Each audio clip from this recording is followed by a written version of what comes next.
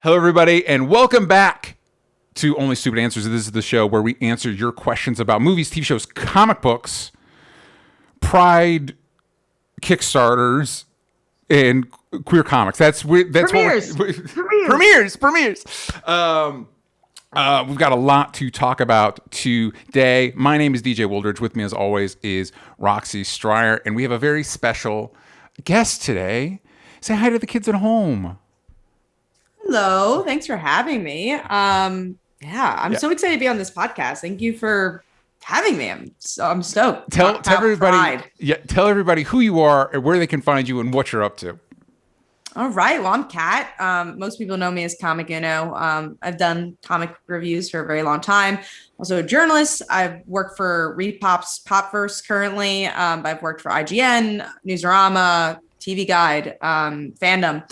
So been doing the journalism thing for a while, but I'm also a comic book creator. It's my main job. So I am the creator of Bi Visibility, and that is a current Kickstarter going on right now. It's a bisexual anthology. So tackling bisexuality from all different genres and all different perspectives. And I'm also a webtoon creator with our queer webtoon Slice of Life. If you want some fun queer romance, especially like Yuri and things like that, or just romance webtoon in general. And I'm also part of the advisory council on Kickstarter. So I actually worked for Kickstarter as well. The laundry list is long. I think that's the main bullet points. I love them. Everybody check out Bi Visibility. We're going to be talking more about that in a little bit. This is such a bizarre on-air question to ask that I should have asked before, but I've been thinking about it, so I'm just going to ask. Do I know you or do I know of you? I think we might have met. I think we might have met once or twice. We did. I don't know if we met through fandom. I think we might have met through Comic-Con because I recognized your name and also your face, but it's like, wait, did we meet in person? But I think probably Comic-Con. I'm like up-downing you and hearing you speak, and I'm just like, no, definitely done this before. Where was it? If it was Comic-Con, it's probably why the blurriness is coming in. Yeah. Sounds right. Yep. 100%. But I'm glad to see each other again. And then we have San Diego coming up. So hopefully this will be the first of many times we get to hang out. Yes. Agreed. Speaking, you review comics and stuff like that. What are you into right now? What are you reading that's got you excited? It's a good question. I feel like I have it from all different areas because I really do try to read as many comics as I can. I'm a Wednesday warrior. Mm-hmm. I read my Wednesday comics. From Marvel right now, I would say Punisher is something that has really surprised me because I don't normally like Punisher. Yeah. So I've really enjoyed the take of like trying to tell a story about gun control with a character like Punisher. Is that what they're doing? Because I picked up, we're talking about now he's working for the Hand and everything, right? Yeah. I picked up the first issue because I was curious. Because at this point it's like, what do you do with Punisher at this point? Changing the logo is not enough. And I read the first issue and I'm like, I'm not feeling this. I did like the redesign did look cool, but but you're digging it. Yeah, I liked hopefully they flesh it out even more. But from what I read from these, I think there's like 3 issues out. That's kind of the route they were going, is talking about, his relationships with guns. And we never really have seen that from Punisher before. So I thought that was really interesting. Other stuff I've been enjoying is like She-Hulk. I think She-Hulk has been really good. I've loved Runaways from Rainbow. So having Rainbow do a She-Hulk run, I think has been wonderful. So that's been good from Marvel. From DC, Robin, Joshua Williamson's been killing it over there. Tom Taylor, you got Dark Knights of Steel has been really good. Yeah. And then the indies, you got stuff like Radiant Black going on. We're living in a renaissance for indie comics right now. Yeah, for sure. So yeah, there's just so many great books coming out. I'm trying to think of like other genres that are coming out that I'm really enjoying from like Image or something. But Radiant Black's the one that's like really, Rogue Sun, right? Ryan Parrott. If you're a Power Rangers fan, Ryan does a great job on that. Because that's kind of what Radiant Black has evolved into, right? Is basically like almost like a Super Sentai story. Oh, 100%. Yeah. It's like this mixture of Invincible with Power Rangers and all that fun jazz. And it's been a while since you've gotten a new hero and you feel like, oh, I don't actually know what's going to happen next. I feel like we had that. And obviously Miss Marvel has a TV show out right now. So Miss Marvel was a character like that, where it's like, G. Willow Wilson was on Miss Marvel for such a long time, and you're like, oh, I really don't know what journey we're gonna go on with Miss Marvel, and it was so new and fresh. I kind of wish they would do even more with Miss Marvel in the comics. I wish I could recommend like Miss Marvel as a comic right now, but they haven't really done much. Same things for like Spider-Gwen, who I thought was a very revolutionary character. It's like, I want to see more from Spider-Gwen because she has such a great run, and we're seeing her, you know, in these movies and stuff like that. It's almost like a monkey's paw situation where, like, when a character blows up, you're like, okay, slow down. We can't do too much now. We got to maintain that status quo so it lines up with the TV show. Exactly. But it's like, Speaking of the TV show, what you are, Kat, to comic books, I am to television, which is completely obsessed. And when you just mentioned Runaways a minute ago, what happened to that show? I just, as you said it, I was just like, am I still waiting for another season of that? It ended on season 3, I think. And it was because of Disney Plus, because they had to cancel like all the Marvel shows because all the Disney Plus stuff was going on, so they canceled it. Wow, I was hoping it was a COVID case where it was like, all right, you guys are going to get this sometime after the Panini. Oh man, I can't believe I didn't remember about that show till you just said it. Hey, listen, shame on me. Stuff's coming back. So we got Daredevil coming back. I don't know if Runaways was high enough on anybody's radar to get the Daredevil rebirth, but you know, you never know at this point. Well, maybe like a character like Nico, who's so popular in the comics, like she maybe like maybe she shows up in an MCU movie and then be like, who's this girl? Oh, she's from that show Runaways. And then people start watching Runaways because it's still on Hulu. And then you could get like, I'm surprised that actress was good. I liked Nico a lot. I'm surprised they haven't shuttled that over to Disney Plus just to kind of like consolidate. Like, I know Hulu's the same tent essentially, but like, you know, just get them all together. They did that with Agents of S.H.I.E.L.D. and everything. I agree. Super cool. Appreciate that. Don't get to talk about comics a lot on the show, so I my bad, DJ. No, it's all good. Something, speaking of indie books, I'll do better next time. No, it's so good. Any comic that I don't get to talk about a lot, that I'll just, now's a good opportunity to throw it out there, that's kind of different stuff, is this comic. It's on its second volume, Kill Lock. Which is an IDW book, I believe, that basically exists in a world of robots where four robots are linked together, that if one of them dies, they all die. There's like a kind of a prison sentence deal. And they're on their second volume now called Kill Lock, Artisan Wraith.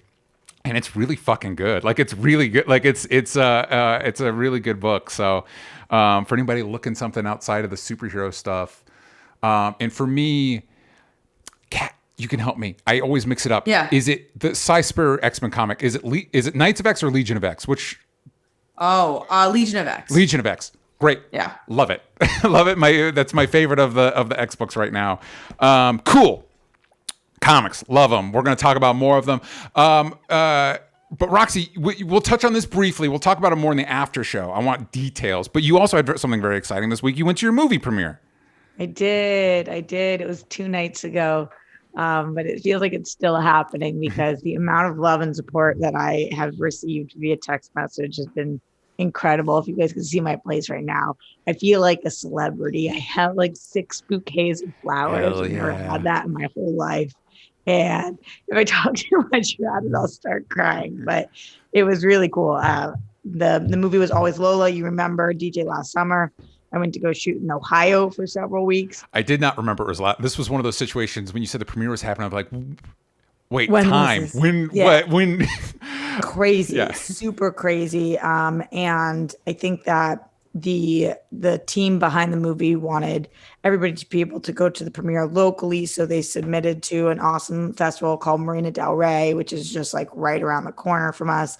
It was accepted and we all were able to go, or the core cast and even some of the crew flew in from Ohio and some of the day players and stuff. And it was really cool to see everybody. We packed the house. So sorry, this is not very COVID friendly and definitely not fire friendly. And I can't believe that they actually let us do this, but they oversold tickets to such an extent, and that's the festival's fault, that every seat, every stair, the rafter was completely jammed. It was so cool. We got a standing ovation afterwards. We did a Q&A.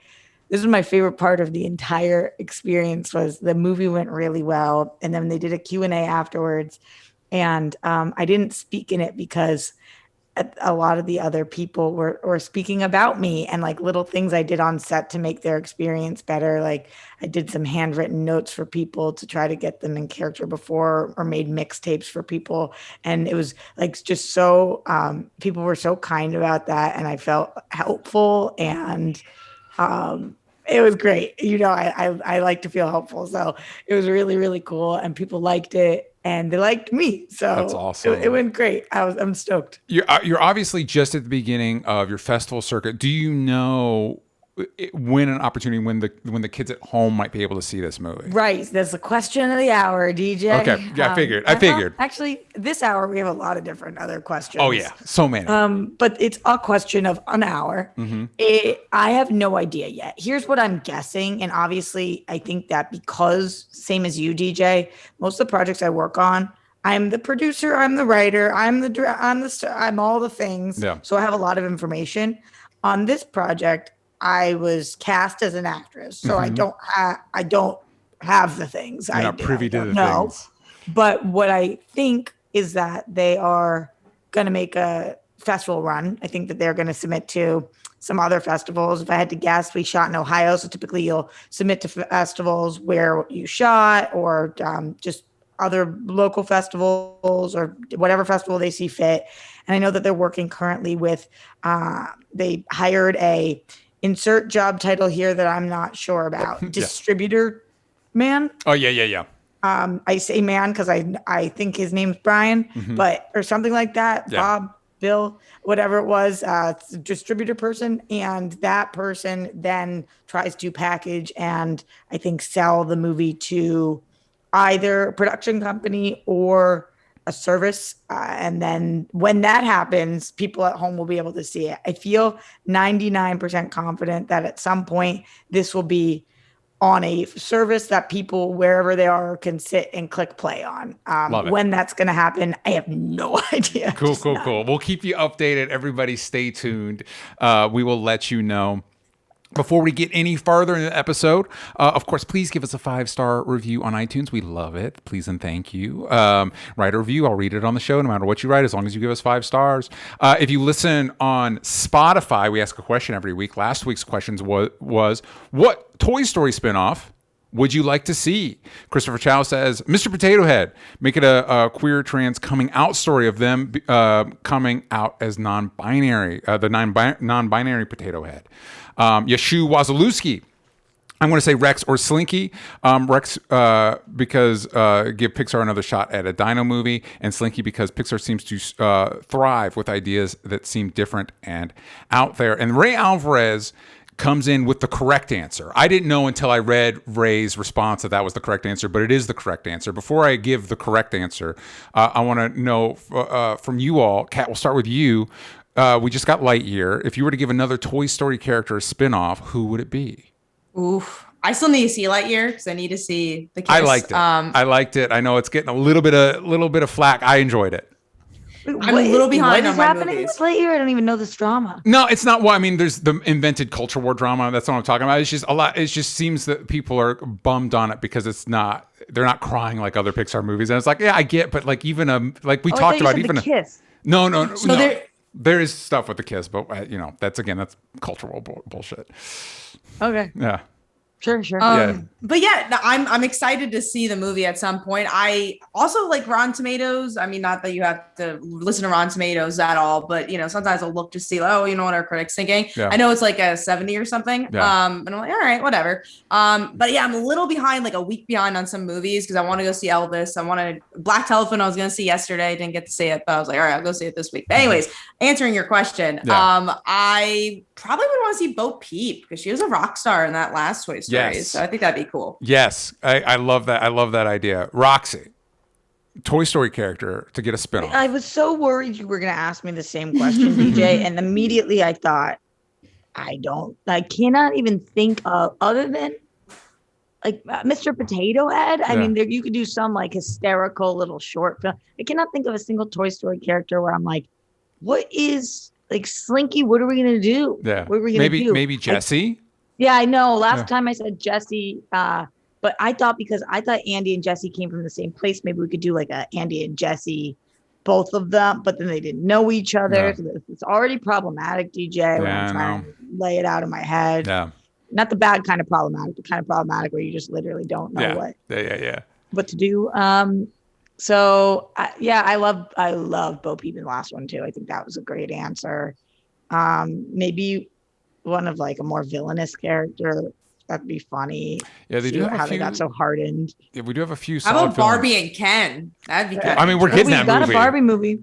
I'm so excited for that Barbie movie. It's so it's so demented. Like it's just so like because when you look at it, it looks like a Barbie movie, and then it's like Greta Gerwig's directing. It's like, what is this movie? It's like if we got that fabled Quentin Tarantino Star Trek movie. Like it feels not real to me.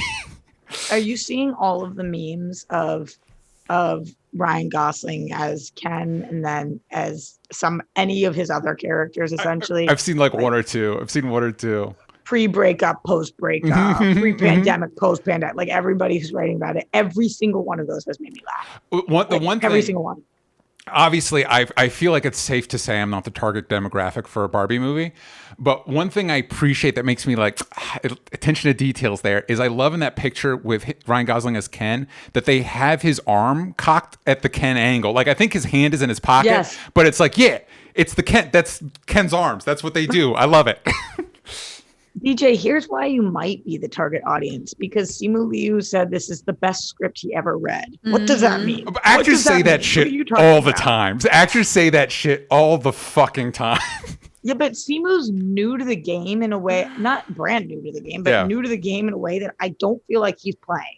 I don't feel like Simu's out here being like, best script I ever read about random things. Know who he is in the movie? I think he's another Ken. Yeah. I think there's like multiple versions of Ken. Love it. Oh my God. Please and thank you. And then this leads me to questions. Is Margot Robbie's Barbie aware that she is a Barbie? What I need to know. Anyway. Then you need to see it. I'm going to. Don't get me wrong. I'm not saying I'm not going to see it. Because especially, we talked about Miss Marvel a little bit. Theoretically, hypothetically, I'm not the target demographic for Miss Marvel either. And I think it's amazing. Like, I think that show's really, really great. But here, going back to our question, what Toy Story spinoff would you like to see? I think Ray Alvarez, other than Bo Peep, Ray Alvarez gave the correct answer, which is maybe Duke Kaboom. So we're an Evel Knievel movie with some humor. And yes, I like that. I co-sign that. More Duke Kaboom, please and thank you. Keanu Reeves? Yes. Yeah. No? Yep. Yeah. Yes, that was Keanu Reeves in Toy Story 4. Oh man. Also, please go to our Patreon, patreon.com/onlystupidanswers.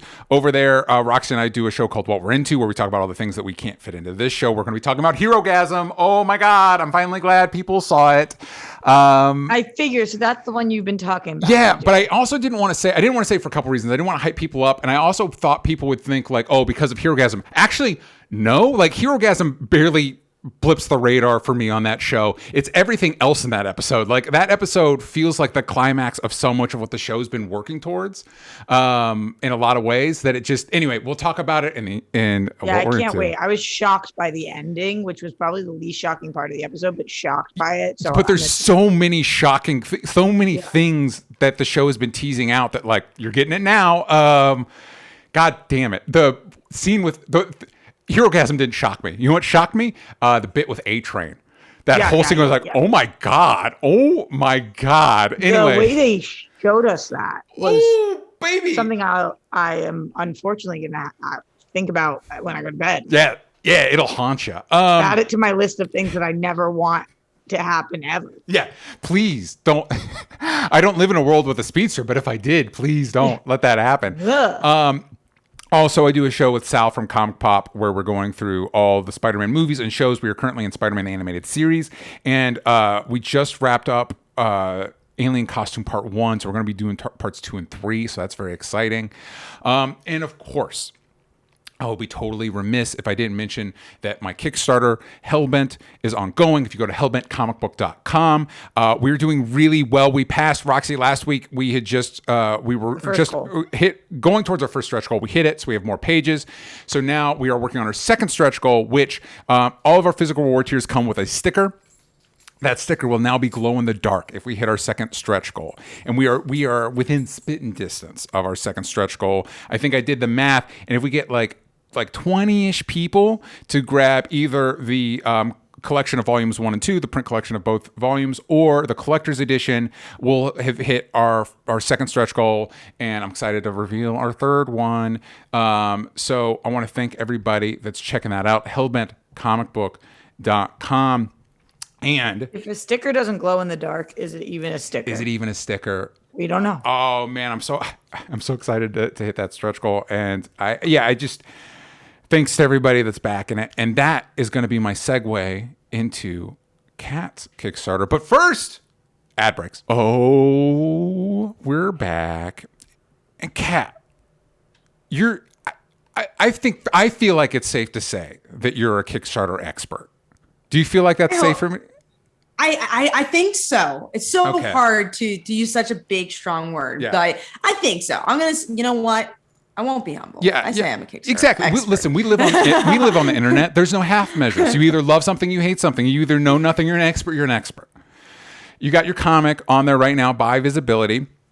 This is the second by Visibility anthology. Yes. Very cool. Yes, very this cool. is the second one. Tell us about it. I literally just pulled up the page and your number went up. You're getting that OSA bump immediately. I'm so happy to see how well it's been doing. So by Visibility Volume 1, I did not know how well it was going to do. I remember I was talking to my writing partner and I was just like, yeah, I might do this anthology about bisexuality, but like that's down the line. It's still a lot of work to put an anthology together. At that point, I hadn't even been in an anthology and I hadn't did any editing for an anthology. So I'm like, that's down the line. And then I was talking to a couple other friends that does Kickstarters and does some publishing and comics. And they're like, yeah, so why are you saying sometime you're going to do this? Why you're not doing it now? I was like, yeah, why am I waiting? Let's just do this thing. And then, we put open submissions out and people responded. And we kept it a little smaller just because you're like, again, hadn't done an anthology. So I was like, I don't know how well this is going to do. I don't know how it's going to do on Kickstarter. I was like, I have a feeling it could do well, but you never know.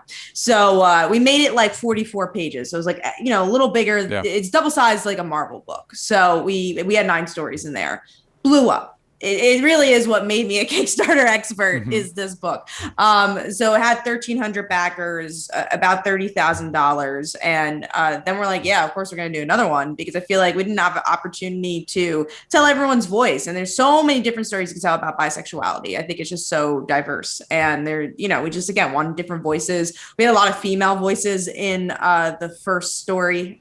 This time we have a lot more male voices. We have a trans story. So very cool.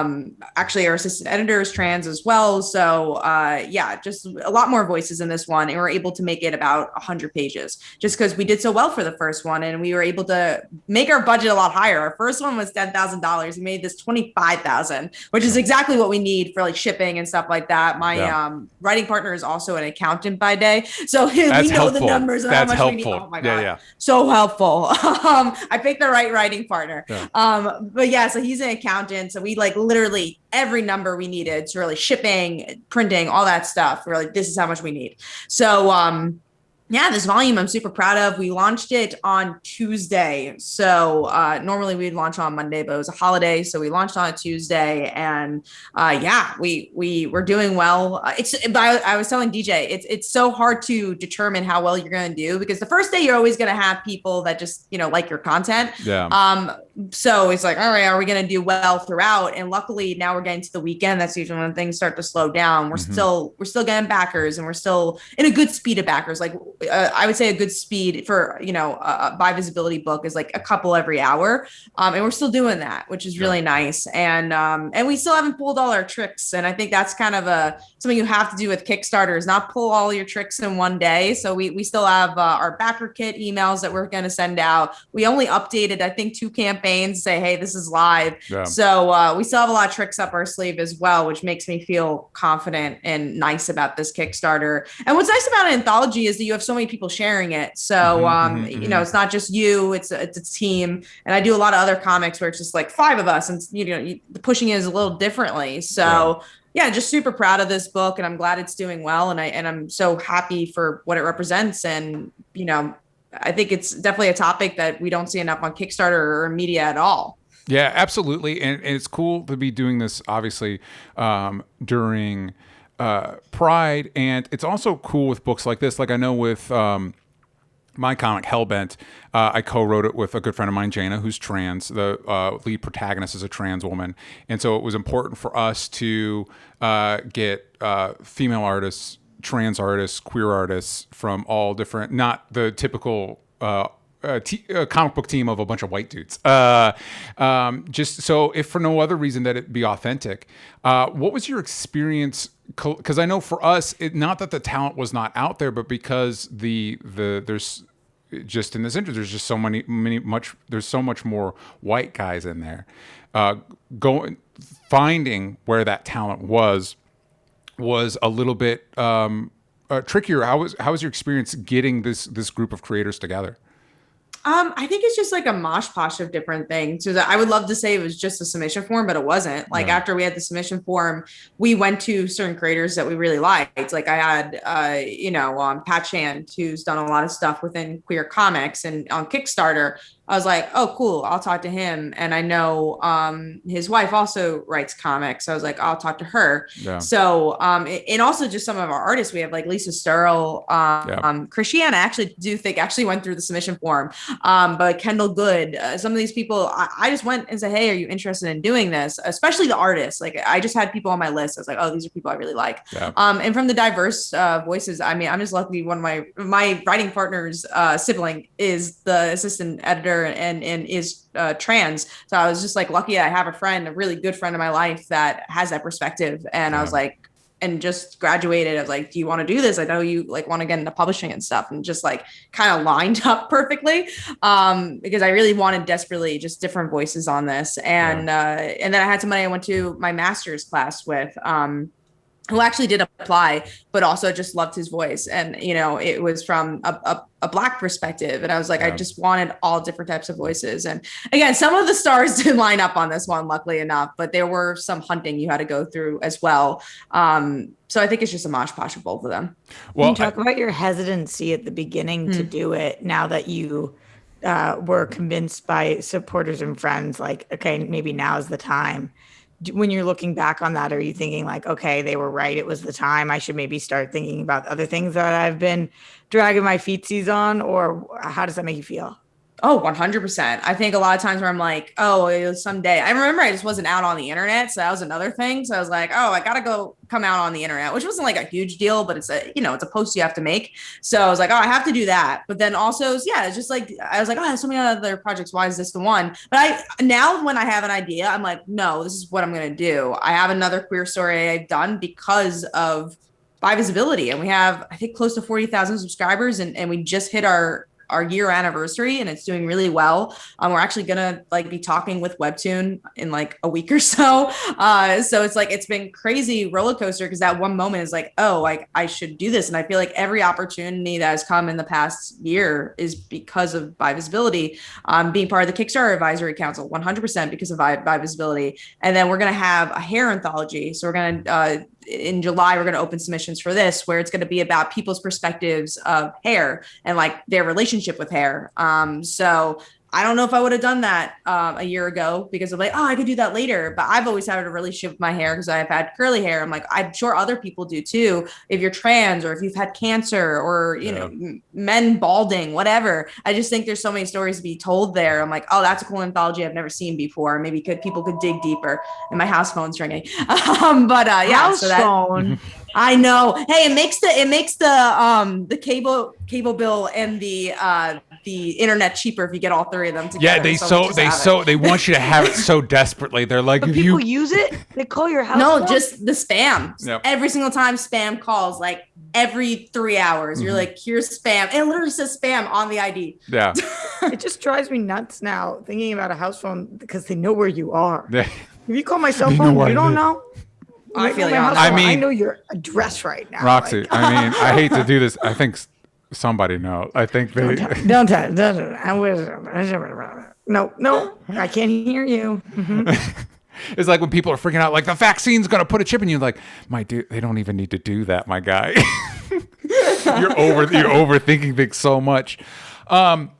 Very, very cool. I just scrolling through the page. I put a link in the chat today. There will be a link in the description. Go check it out. A lot of incredible creators on here, and I really love just allowing more opportunities to tell different types of stories. And just scrolling through this, it just looks like, because Kat, you're a writer, I'm a writer. Obviously, we love writing. Writing is important. But comics live or die off the art. Like, that's just it's just the facts. 100%. A comic does not exist without art. It does not exist without art. And it's not just like the illustrator. It's if your colors is not good, you're sunk. If your lettering's not good, you're sunk. Like, it's top to bottom. The art just matters. And so scrolling through here, you've got so many great creators. This looks really incredible. Go support it. Support indie comics. Support queer comics. Support diversity in comics, because not just because it's the right thing to do, it is, but for your own benefit. You'll get more stories from different perspectives. If you're sitting there going like, wow, man, I've seen a million of this type of thing. That's one of the beauties of Miss Marvel, and shows like Miss Marvel, is that not only is it the classic coming of age superhero stories that we've gotten a lot of, but it's from a different background, a different perspective, and even from at least a different background for me, because I grew up Baptist, but I did grow up in a conservative religious community, so I do see a little bit of myself in Kamala's story. And that's the beauty of it. That's the beauty of it. It benefits all of us. And just not for nothing, but that's the negative stuff impacts us too. So let's in a hypothetical world, Supreme Court passes a law or turns down a law that you're like, well, that doesn't impact me. It will. Anyway. Enough of that for now. Let's go into, we're going to be talking about... I wish that's how it worked. Enough of that. For real. God, fucking damn it. Because I don't know what to do. I don't know what to do. I don't know what to do. Enough of that. We said it. Yeah, enough of that. I just... And I will, you know what? I will say this. I know there's a lot of people on the internet space that will be like, oh, don't get political. Don't get political. Well, everything's political now. I'm sorry. They made politics entertainment. It's all part of our lives now. Where reality star was president, we're through the looking glass. I don't want to talk about this shit either. All right. So if you just left us alone, we wouldn't talk about it. But specifically when it comes to stuff like By Visibility or like Hellbent or even stuff like The Boys, acknowledging that queer people exist or are people of different belief systems or different backgrounds exist is not inherently political. That's just reality. That's just a fact. You're politicizing it. It's not political. It's just a fact. And also, The Boys, even the original comic was political. It's always political. All your favorite comics are political. They just are. Also, you always have the choice as a viewer or listener or subscriber to not. Yes. You like, artists can do whatever they want to do, and then you can watch, listen, subscribe, or not. No, Roxy, we need to pass laws so people live their lives the way we want them to. That's what freedom means. I even saw yesterday, I think, or this week, that what are the jewels are banned now. You know, yes. the that's crazy things. And I was thinking, like, what an interesting world. Not that I obviously didn't even know the name of it, so not that I use jewel, but what an interesting world that we live in, where we're like, ban we're banning that. It's like, Oprah, you get a ban and you get a ban, and it's like, what a weird world. Like, and I'm using that specifically because I think that's the least political of all the things I can use, because that's not a one side or the other. It's just an interesting fact of our planet right now, especially this country, where we're like, we don't like that, so ban. And also, but from what I heard, not other vape pens. So it's like, what are we doing? That's so weird. Yeah. What are we even pretending to do right now? Yeah, I'm not even commenting on it, other than saying that's weird. That's weird. Let's speaking of weird stuff, let's transition to news. We like to talk about news, and we need to touch base with one of our recurring characters on the show at this point of all our lives. Let's say they are the main character of Twitter for months now.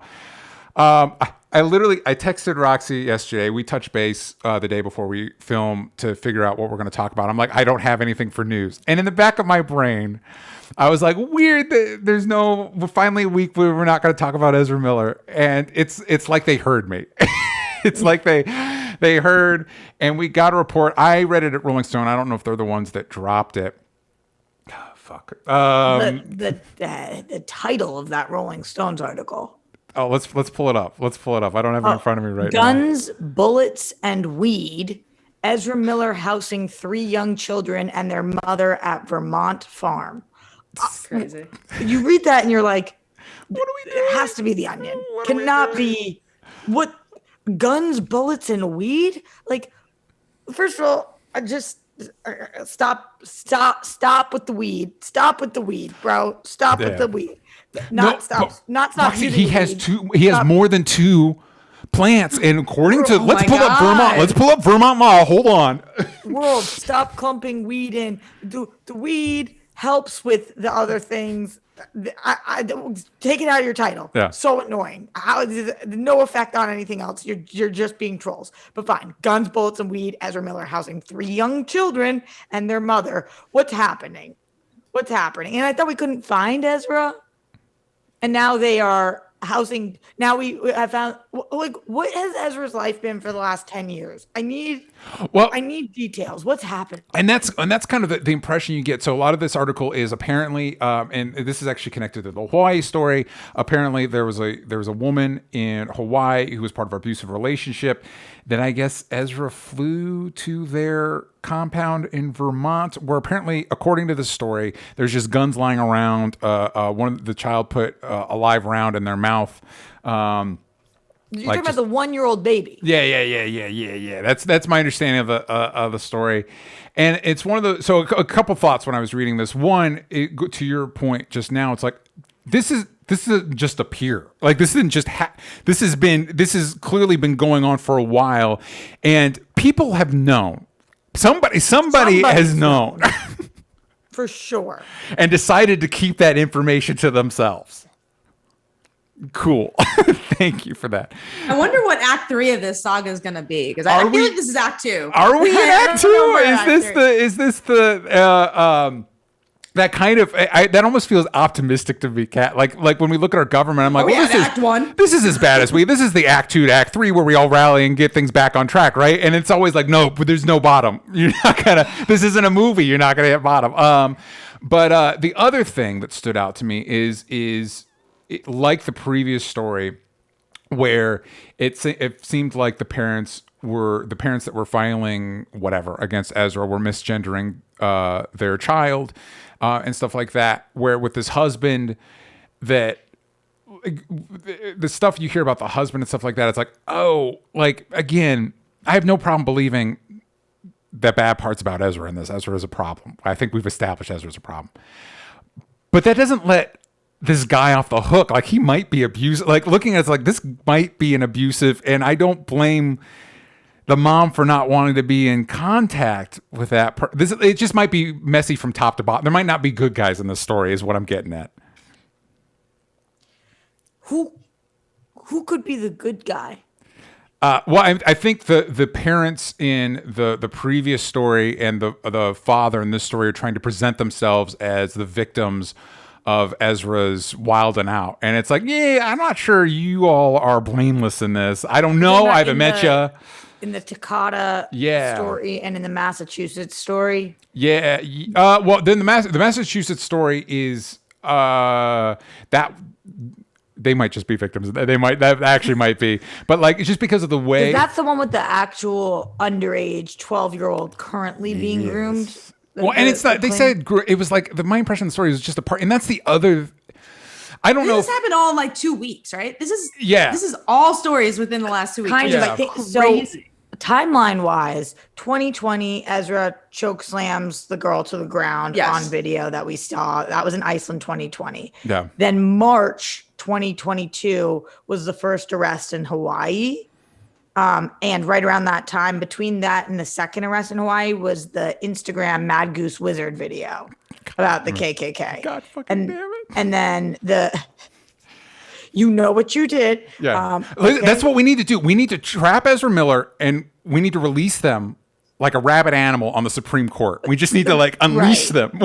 The reason that I bring even up that video is because now with all of these other stories about Takata and about the Massachusetts story and now about this Vermont home, when Ezra put out the video of You Know What You Did, this very specific sector of the KKK in North Carolina, now I'm like, what happened? Yeah, how does that connect? That's a good, because they're stockpiling guns. Right. Like now that we're hearing about guns and grooming and Takata being covered in bruises and like, what's actually been going down over the last 10 years? And is there a through line here that we are still not picking up on? Well, and I think it's this would not be the first celebrity person to try to like create a little cult for themselves. Right. True. And so but I do wonder with the articles, and I think maybe this is my instinct based on some of the right-wing reactions to this. That I do wonder, like, obviously it's bad. Obviously Ezra Miller's a problem, and they need to go to rehab. Something we need to do something about Ezra. But I wonder how much of it is being escalated by a news media that's like excited to like, ooh, this non-binary actor is got these, and he's got weed. Oh my God, weed! And it's like, okay, fucking calm down. But how many people, DJ, do you think, and obviously percentage-wise, as much as we can, are like us, where we can pick through the shit? You know, you're reading an article and you can distinguish between an issue with Ezra giving a child LSD versus Ezra having a weed plant. You know, how many people out there think those are the same thing? And how many people out there are like, no, those are two drastically different things. And if one of them is true with the weed plant, not a problem. Giving a 12-year-old LSD, definite problem. Like, do you think that most people think what we're talking about, which is like one of those things doesn't matter, one is crazy, or most people like drugs are drugs, this is all an issue? No, I think most people, I think the internet, we're not trained culturally to be that nuanced in our analysis of stuff, and I think that's part of why I find the coverage of this problematic, because it does conflate. Like, that's why they put the weed stuff in there, right? Like, who gives a shit about the Vermont law? Who cares? Like, I mean, Vermont police probably do, but I don't. But it does. But to them, it establishes a pattern, and by them I mean the writers of these articles. It establishes a pattern of delinquency, and I do, and again, I think that's part of my concern about like the ravenous way we're covering it, because I do think it allows more conservative sectors of our discourse an excuse to be like, see, we're right about queer people and what they're doing. And I think the impression we like to think the conservatives are over here and the liberals are over here and the liberals are on our side. And I think what we're seeing increasingly is that that's not necessarily the case. Like, Rolling Stone might not reflect your values as much as you think it is, as much as you would like to think it does. And so the long answer to your question of saying, no, I think in most people's brains, those are the same thing. Oof. And when it comes to Rolling Stone, I'm curious who made the headline. Was it the writer? Or was it the editor? Because usually it's the editor. Yeah. So that's a bigger thing about Rolling Stone than just the one writer who wrote something. Yeah. Yeah, that's a good question. It's such a fair question, because to me, the headline, the craziest part about this was that a 1-year-old baby had a bullet in their mouth. Mm-hmm. That's a cool baby. That's a cool baby. That's a baby who has stories for when eventually they're sitting around the bar with their friends. That's like an origin story for a Clint Eastwood character. Like, when I was 1 year old, I had a live round in my mouth. Oh my God, like, for sure. When we were watching that movie, everybody would pause and be like, what? Yeah, how do you remember that? That can't be real. That can't be real. Oh, this person's a liar. This person's a liar. Yeah. So for sure, like, there's so many parts of this. There's so many parts of the story that are mind-blowing. Yeah. Like any other part of the story, but the weed part of the story is like, I genuinely think that you have to be so out of touch with what is happening here to think that the issue is weed. Well, like, yeah. What are we talking about? And as somebody that grew up in a more conservative background, you are, I mean, it kind of depends, but like you're indoctrinated to treat all that stuff the same. And so that's just a Schedule 1 drug. Yeah. So that's how the government views it. And you're not taught to think about the way that aligns with institutional racism, and that also like right. And it's part of the issue that we're dealing with now with the news as of this recording, because I can tell you as somebody that's raised in the community, if you are raised to believe that a life begins at conception, the argument that a woman has choice over that sounds crazy to you, because that's like saying, well, it's my kid, so it's okay if I can push them down the stairs because it's my house. That's what it sounds like, because you're trained to believe that a life begins at conception.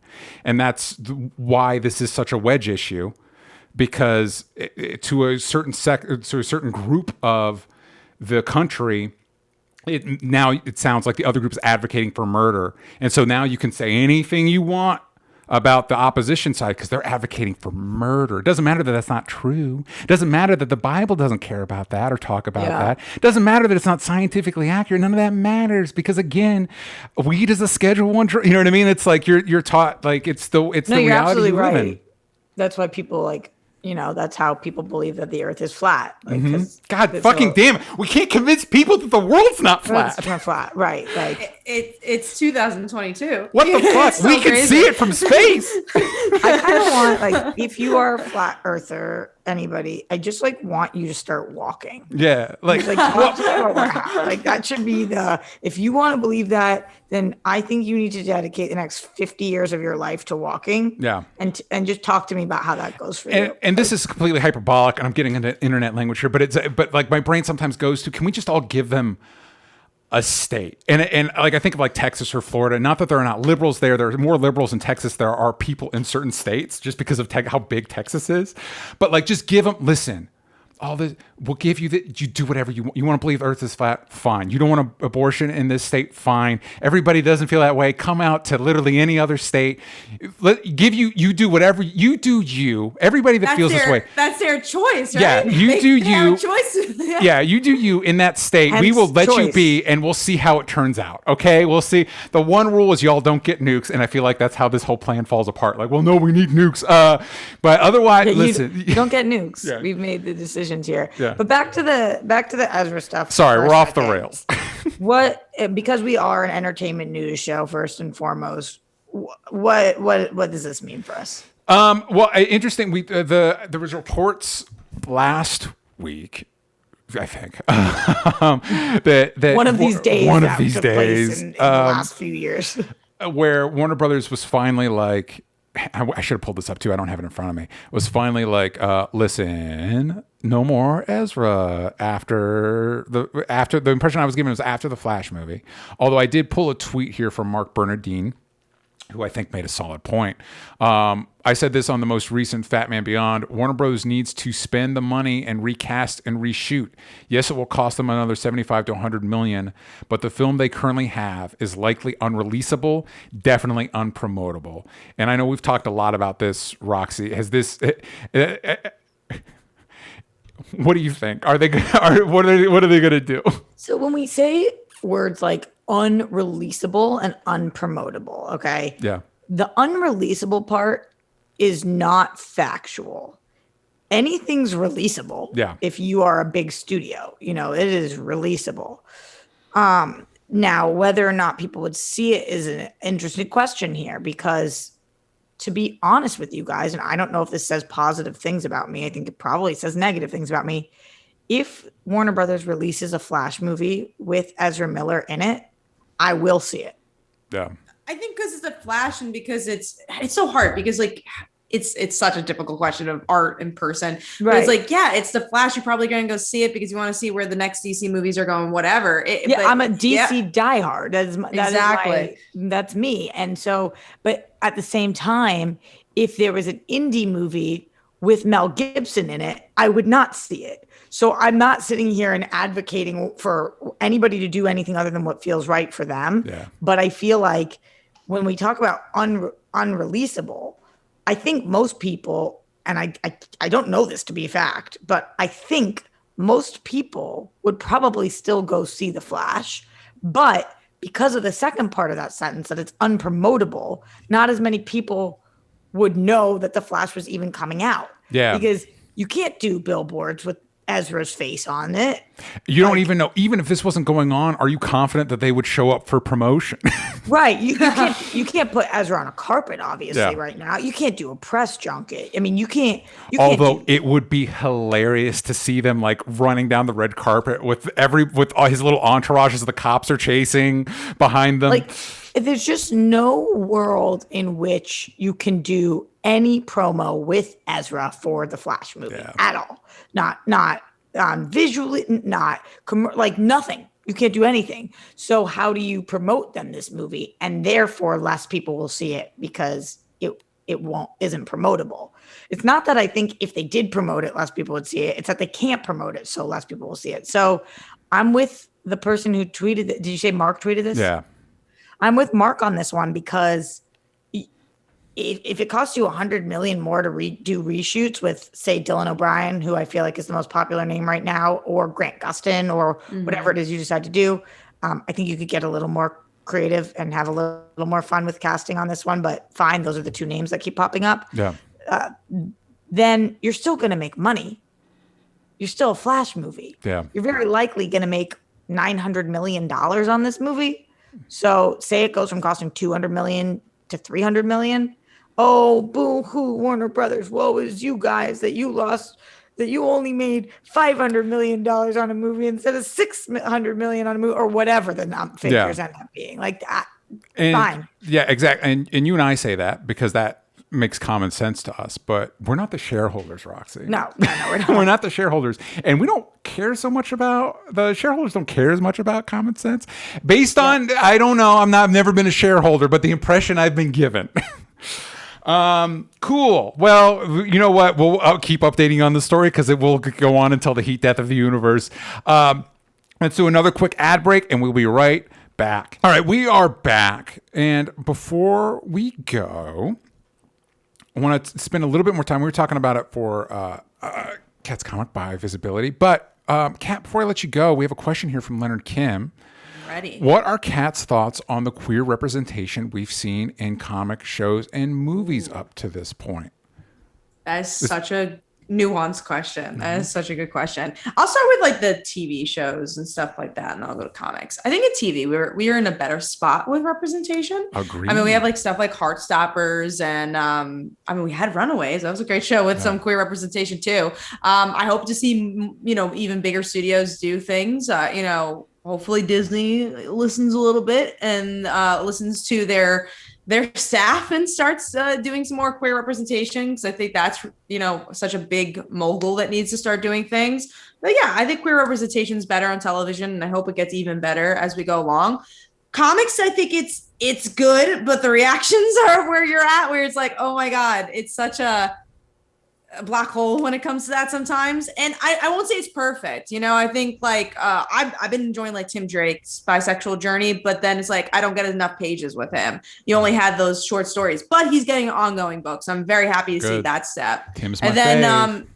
I love Tim. Tim I love Drake's my favorite Robin. Journey. Yeah, he's my favorite Robin. Me too. And I love that journey for him. And then like Superboy or Superman, John Kent. Yeah. I love the idea that he's queer and bi, but I don't think the comic has done that much with it. They're like, they had the headline and then like you see them together, the Jay and John, but you don't really get to see their romance that much. It's just like, it feels a little mishmashy to me, but I'm excited to see where it goes. So I don't know if queer representation is perfect, and it's so hard to say, oh well, John and Tim, this is the only two characters that should put the weight on their shoulders. Like I definitely think we need more representation. I'm glad we get these Pride anthologies coming out. I think that's awesome. But then like it's only once a year. Like I want to see a Batwoman comic. I want to see, a Runaways comic. So I do think there needs to be improvements, but I think we are in a hopefully getting to a renaissance of queer representation in comics. And obviously, if you read some indies, there's some beautiful queer representation in indies. So yeah, I think we're in a better spot, but I don't think we're in a perfect spot. I mean, same to say with television. I do think television, out of all the mediums, in my opinion, is doing queer representation the best right now. Well, and I feel like, to your point specifically, it leads me to a feeling like when you talk about TV, it's like you had Batwoman, Legends of Tomorrow, Doom Patrol, and that also leads me to feel this impression I have. You mentioned the Pride Anthology, which is DC. The two characters you mentioned, two bi characters, are Tim and John Kent. When I was thinking about this episode, I could list off like dozens of queer DC characters. And I had a lot harder time thinking about that for Marvel. Do you think 100% DC is better at queer representation, and why? Is it the Disney of it all?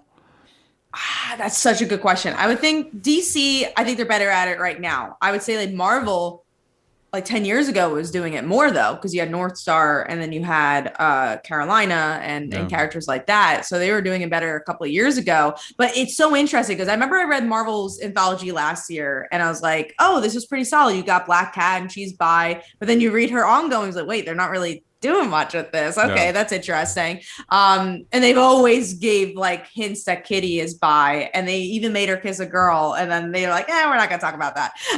So you have all this stuff. I think it could be the Disney of it all.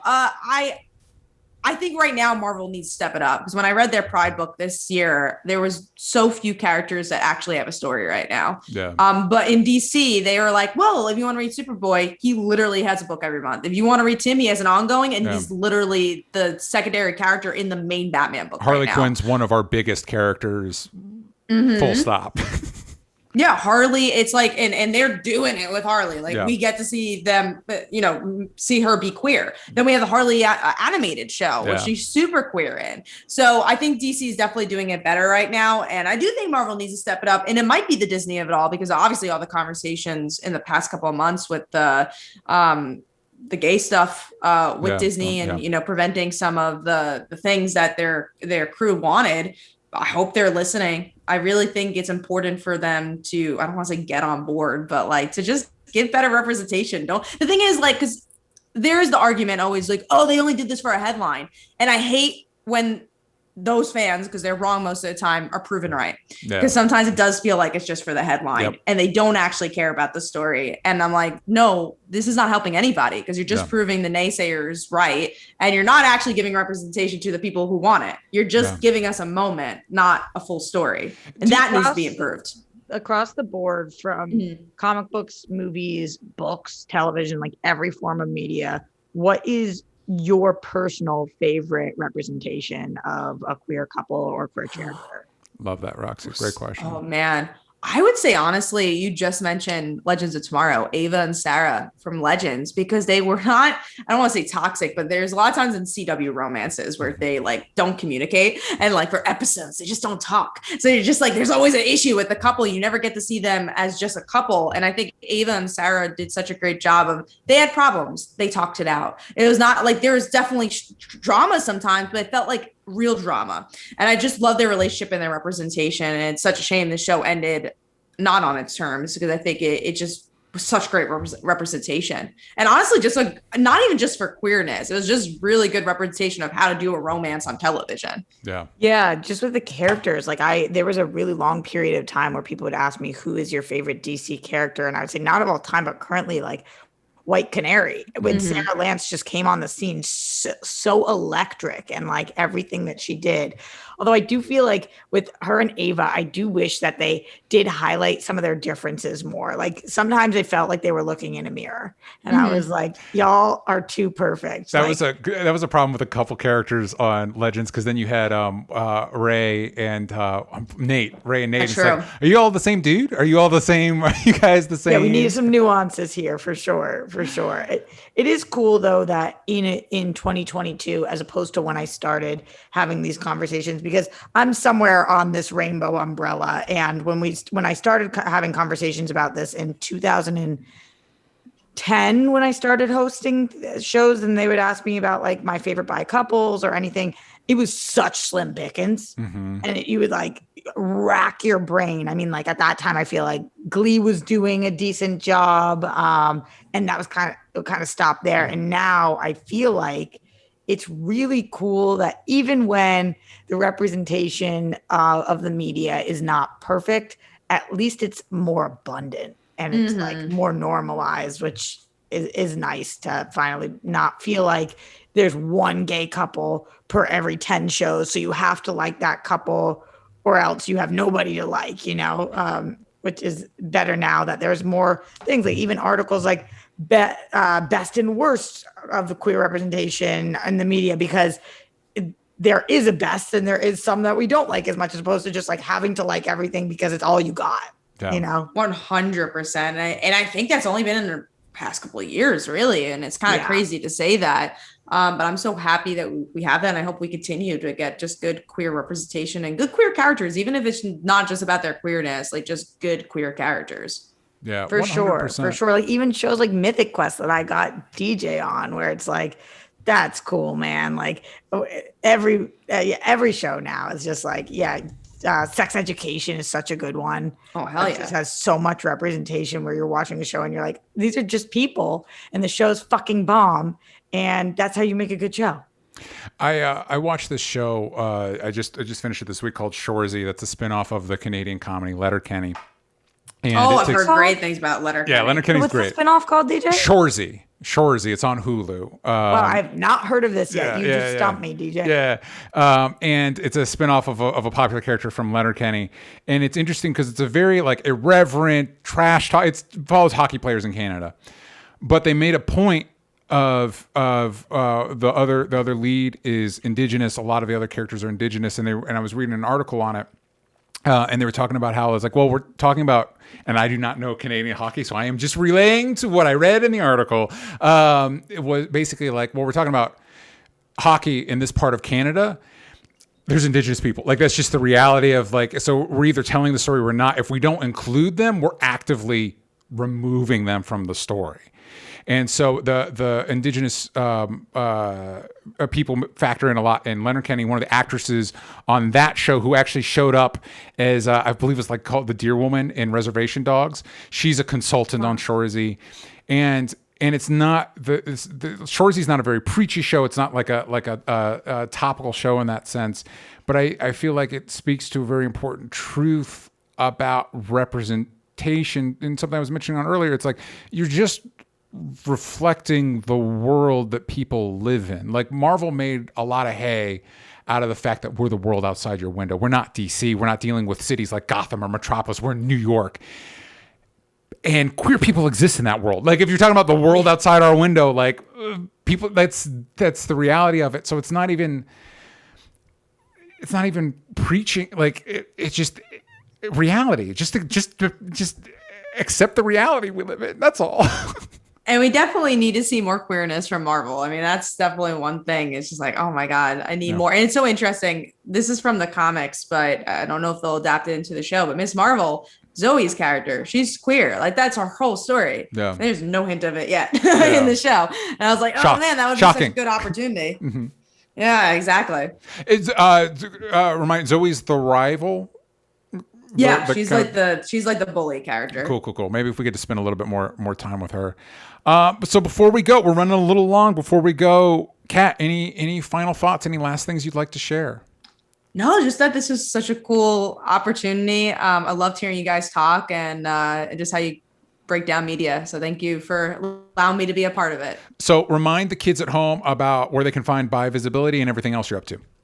Yeah, so Bi Visibility is live on Kickstarter until July 21st, I believe. So we're on there for the whole month, and you could just go on Kickstarter and write Bi Visibility still buy, or go on my Twitter. It's literally pinned. My Twitter is @ComicUno. We also do a webtoon on the weekly. If you enjoy queer content, it's Slice of Life. It's about an anime character that comes to life and falls in love with a high school cheerleader. So go check that out. But yeah, @ComicUno is the best place to find me to see what's going on, because there's always Plenty. I'm actually going to be at Pride this weekend. So if you're at New York City Pride, we'll be at Pride Fest that Sunday, selling by visibilities. That's really cool. Hell yeah. Happy Pride, everybody. Also, to everybody going out to Pride, be safe. Please be safe. Please be safe. Yeah, there's too few of us, so you got to protect yourselves because have a blast.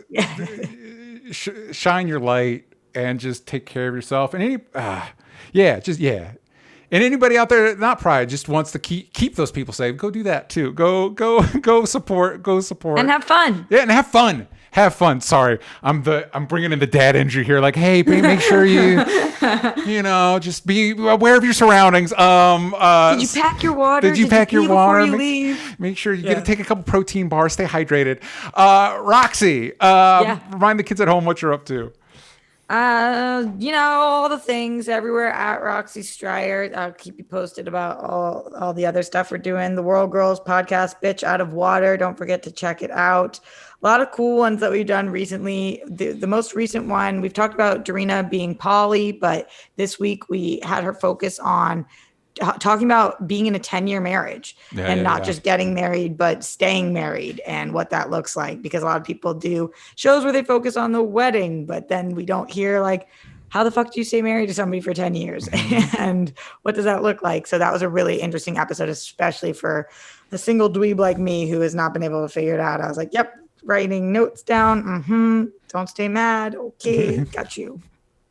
Check that out. And again, there's links in the description to all of that. You can find me at DJ Talks Trash. Please go to hellbentcomicbook.com. Help us reach that second stretch goal. I'm very proud of the comic. Go give it some love. And you can find this show everywhere that matters at Only Stupid Answers, but on Twitter. You ain't got the vowels from stupid. And happy Pride. And we will see you all next time. Bye, everybody.